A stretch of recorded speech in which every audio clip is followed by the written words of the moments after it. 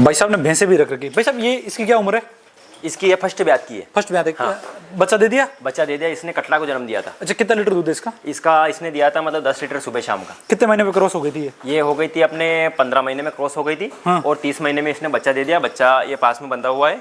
15 महीने में क्रॉस हो गई और 30 महीने में दिया। 30 महीने 15 में में 15। हाँ। ये मतलब क्या है कि 1-2 महीने थोड़ी सी टिकने में समस्या की थी मतलब। अच्छा अच्छा। हाँ। तो मतलब 17-18 महीने 18 महीने में क्रॉस हुई थी। हाँ, और 30 महीने में इसने बच्चा दे दिया। हाँ, भाई साहब 29 आपकी बच्चियां है ना 17-18 महीने में क्रॉस हो रही है। हाँ। उसके पीछे क्या कारण है? उसके हमारा पशुआहार का काम है, सही सही टाइम पर मिनरल मिक्सचर देते हैं और टाइम टू टाइम मैनेजमेंट रखते हैं उनका। अच्छा, उस वजह से क्रॉस हो खान-पीन गई। का- अच्छा, इस बच्ची को तैयार करते हो उस समय इसको कितना दूध पिलाते हो? भैंसों को बच्चों को कितना दूध पिलाते हो? इसको भी 2-2.5 लीटर की दूध समथिंग दूध पे 2-2.5 लीटर। और इसको फीड पे कितने टाइम पे लेके आ जाते हो? फीड को वही जैसे फीड खाना शुरू कर देते 3 महीने के आसपास, है ना?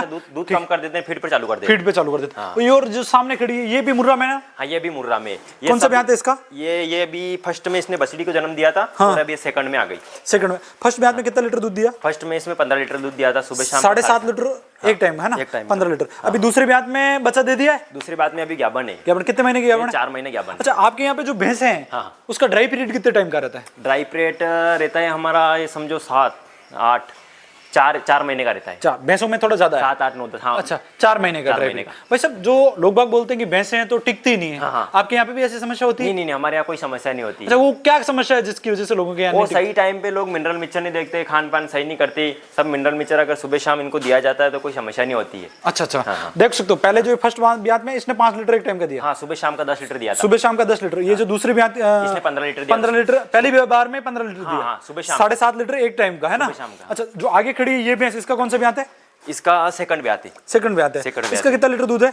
इसका इसने फर्स्ट ब्यात में दिया था मतलब 16 लीटर दूध सुबह शाम का। फर्स्ट ब्यात में 16 लीटर। हाँ, सुबह शाम। भाई 8 लीटर की भैंस देख रहे हो सुहासरा बेल्ट में। इसको थोड़ा इधर इधर खिसकाना। 8 लीटर एक टाइम का। लोग बाग बोलते हैं कि 7-8 लीटर, हमारे यहाँ 4-5 लीटर भैंस दूध देती है। ये मुर्रा में ना? ये ब्रीड है। ब्रीड है। ब्रीड है पूरी। इसके सिंग की क्वालिटी देखो आप। अच्छा, ये मुर्रा ब्रीड है। प्योर मुर्रा है। प्योर मुर्रा ब्रीड है।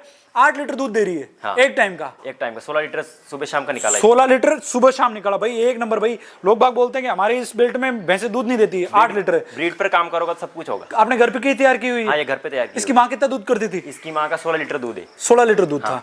भाई अच्छी ब्रीडिंग, अच्छी ब्रीडिंग, आ, मैनेजमेंट, मैनेजमेंट, फीडिंग, फीडिंग, 3 चीज। ब्रीडिंग का तो बताया कि भाई अच्छा आपका जो मांस सेलेक्ट करे उसकी दूध की कैपेसिटी अच्छी होनी चाहिए। और क्या चीज देखते हो उसमें? उसमें हम फीडिंग अच्छा होना चाहिए। अच्छा, टाइम टू टाइम इनकी देख रेख होनी चाहिए। मैनेजमेंट सुबह शाम इनका रख रखाव, इनको समय समय पर ध्यान देना, ये सब मैनेजमेंट का। हाँ, बहुत बार लोगों की है ना भैंस फीट पे आती है पर उनको पता ही नहीं चलता है। नहीं, उनको मालूम नहीं पड़ता ना। वो सुबह शाम फार्म पर जाते नहीं, विजिट नहीं करते, वो देखते नहीं, बस उनको तो चारा पानी डाला और निकल गए बस। उससे वो लॉस में जाते हैं। लॉस में जाते हैं मतलब। एक गाय भैंस का दोनों का मैं आपको दिनचर्या बता दूं। जैसे ही गाय या भैंस हो, बच्चा देने के 3 महीने बाद इनको ज्ञापन करना चाहिए। जहां तक अपन को 7 महीने तक दूध दे, 3 महीने ड्राई रहनी चाहिए, भले गाय हो या भैंस हो।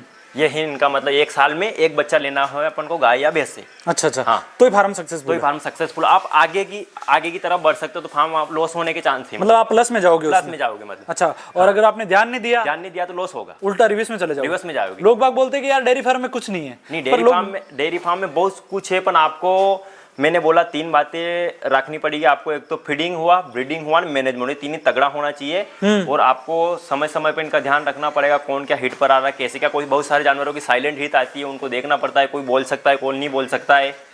तो ये सब अपन को बातें ध्यान पर रखनी पड़ेगी, तभी अपन फार्म में आगे बढ़ सकते हैं। आप साइलेंट हिंट का कैसे पता करते हो? अपन सुबह शाम इनकी विजिट करने आते हैं, इनको देखने आते हैं कौन जानवर बैठा है, कौन क्या कर रहा है। साइलेंट हिट में क्या सिम्टम रहते हैं? साइलेंट हीट में सिस्टम रहता है, जैसे ही गाय भैंस नीचे बैठती है तो उससे एक व्हाइट कलर का डिस्चार्ज निकलता है। मतलब वो गाढ़ा आएगा या वो पतला आता है, बिल्कुल कांच जैसा पतला अच्छा, आता है। अगर गाढ़ा आ रहा है तो क्या है उसमें? उसमें इन्फेक्शन है। इन्फेक्शन है। हाँ। मतलब उसके यूट्रस में फॉलिकल वगैरह बन रहे हैं। आप उसमें दवाई रखाओ तब वो कंसीव होगी। हाँ, वो कंसीव होगी, बाकी नहीं होगी। तो बार बार आप ऐसे सीमन रखाते जाओगे तो आपका नुकसान है। आपका नुकसान होगा रोज। मतलब 400-500 या फिर 1000 रुपए का नुकसान करवा। आपका समय का भी ये होगा, नुकसान होगा। और वो सीमन भी वेस्ट जा रहा है, भी वेस्ट जाएगा, आपका समय भी वेस्ट जाएगा। आप उस तार को देख के बता सकते हो। तार पतला होना चाहिए, एकदम कांच का होना चाहिए। जैसे अपन उसको सूरज की किरणों के सामने रखो तो आर पार दिखाई दे। पारदर्शी होना चाहिए। पारदर्शी होना चाहिए। अगर गाढ़ा है तो उसमें इन्फेक्शन, पक्का इन्फेक्शन।